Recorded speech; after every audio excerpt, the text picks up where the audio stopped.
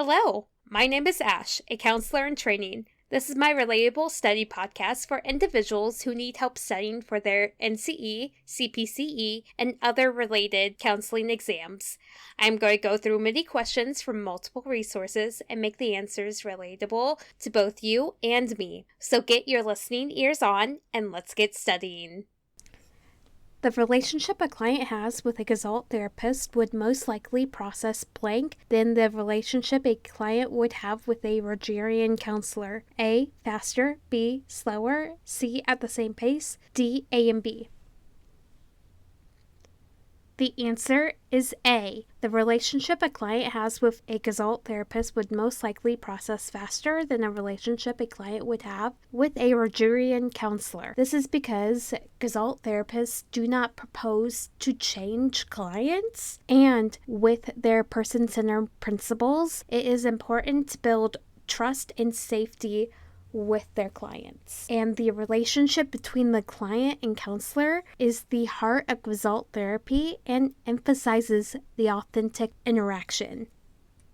In a group therapy setting, what is a gatekeeper? A way to ensure that therapy goals are set and consistently met. B, the individual who ensures the group remains open or closed. C, a role assumed by a group therapy member. D, the means by which therapy goals are safeguarded.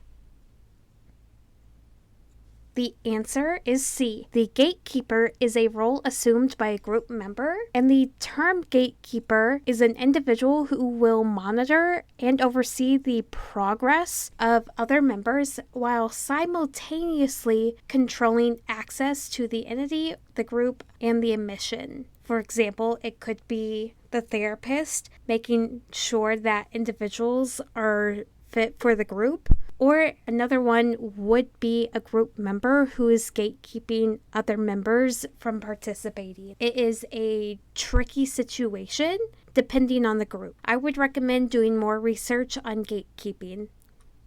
Rogers' approach is characterized as a blank approach. A, existential or humanistic. B, cognitive. C, cognitive behavioral. D, neodynamic.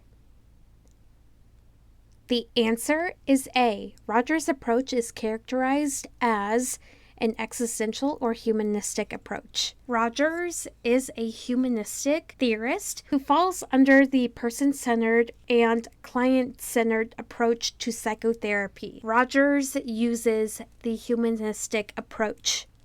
Someone who always agrees with anything the other group therapy members is saying is A, non-assertive, B, assertive, C, passive-aggressive, D, play-acting.